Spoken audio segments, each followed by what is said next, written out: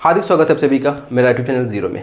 आज waste Bengal board class 10 के ऊपर डिस्कशन करना है, लेकिन पढ़ाई पे डिस्कशन नहीं करेंगे, मैथ एज ए सब्जेक्ट जिसके ऊपर डिस्कशन करना है, क्योंकि एग्जाम डेट आ चुका है और बच्चे डरे हुए हैं कि मैथ में क्या होगा। तो मैं ना आज 50 to 60 मार्क्स मतलब 60% या 60+ मार्क्स के ऊपर डिस्कशन करेंगे कि कैसे उसको अचीव किया जा सके।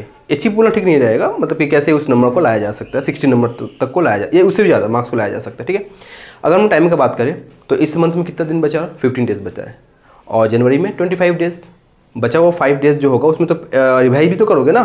तो जनवरी में 25 डेज़ और दिसंबर में 15 डेज़, मतलब कि 14 डेज़ हो गया। 14 डेज़ में मैथ को इतना अच्छा से पढ़ना है कि 60+ मार्क्स आ जाए। ठीक है, जो लोग पूरे साल भर नहीं पढ़े हैं, और जो पूरे साल भर पढ़े हैं वो तो 90 ला ही देंगे आराम से, है ना।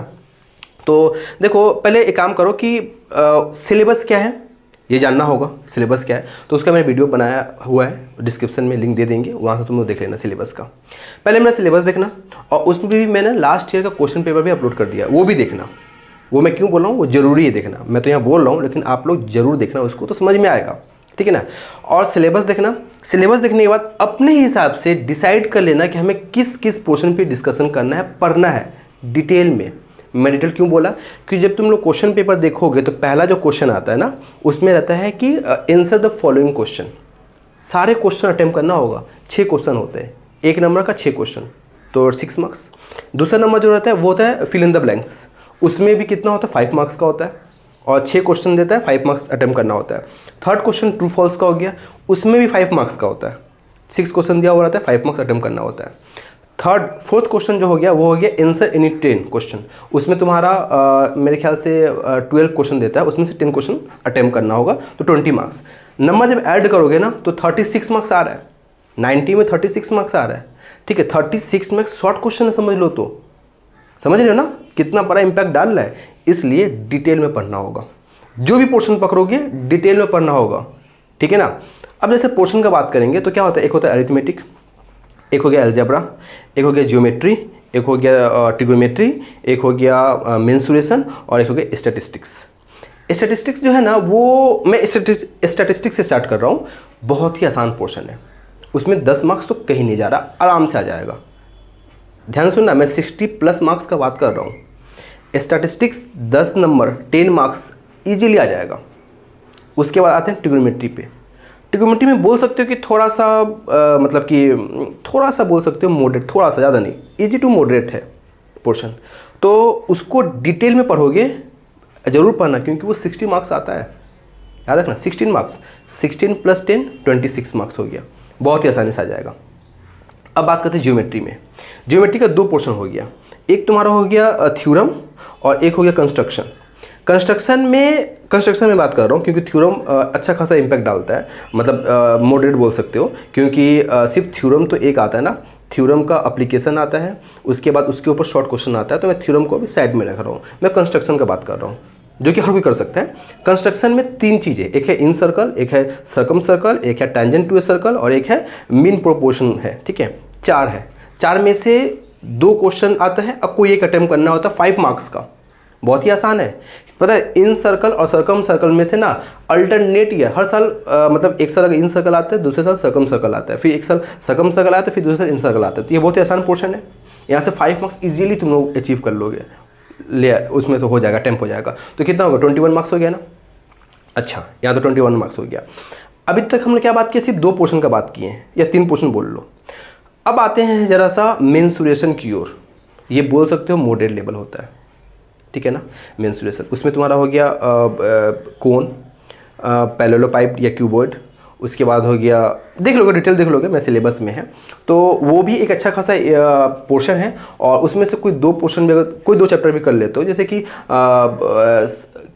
एक स्फीयर हो गया, और कोन बोल लो या सिलेंडर बोल लो, कोन और सिलेंडर का एक जैसा हो जाता है, तो 3 चैप्टर कर लोगे तो यहाँ से तुम्हारा 8 मार्क्स तो आ जाएगा, है ना। तो कितना होगा? 29 मार्क्स। अब आते हैं जरा सा एरिथमेटिक की ओर, तो उसमें भी 3 चैप्टर है। तो 3 चैप्टर में से कोई 2 चैप्टर कोशिश करना अच्छा से कर लेने का, या फिर कंपाउंड इंटरेस्ट को अच्छा से कर लेना, और पार्टनरशिप बिजनेस, ये दोनों बहुत ही आसान है। पार्टनरशिप तो बहुत ही आसान है, और हमारा यूनिफॉर्म रेट जो हो गया एक उसी में से आ जाता है, कंपाउंड टेस्ट में से आ जाता है, तो वो कर लोगे, वहाँ से भी 8 मार्क्स आराम से आ जाएगा, या 6 मार्क्स तो आ ही जाएगा, आराम से आ जाएगा, कोई टेंशन नहीं रहना इसमें। तो कितना होगा 28 + 6 34 हो गया ना। अच्छा, अब आते हैं जरा सा एलजेब्रा की ओर। उसमें से तुम एक काम करो, सर्च कर लो और वेरिएशन कर लो, 6 मार्क्स आ जाएगा, कोई रोकने वाला नहीं है, 6 मार्क्स आ रहा है, मैं मिनिमम बात कर रहा हूँ, ठीक है ना। तो कितना हुआ था अभी, मेरे ख्याल से 34 या 40 के आसपास हुआ है ना मार्क्स, ये 6 ऐड कर लो, 46 के आसपास हो जाएगा, मतलब कि यहाँ से तुम्हारा 46 तो आ जाएगा। ये मैं इजीली बात कर रहा था, और ये तो 90 मार्क्स में है ना, और अभी जो 10 मार्क्स जो तुम्हारा प्रोजेक्ट मार्क्स का था, तो उसमें से तुम 7-8 तो मिल ही जाएगा, तो मतलब 50+ हो जाएगा। मैं कम का बात कर रहा था, मिनिमम में बात कर रहा था। मेरा सिलेबस देखना, सिलेबस देखने के बाद इन सब टॉपिक पे काम करना जो मैंने भी बताया, या फिर तुमको जो सही लगे। 40 दिन है, 40 डेज़ है, उसको तुम अपने हिसाब से बांट लो।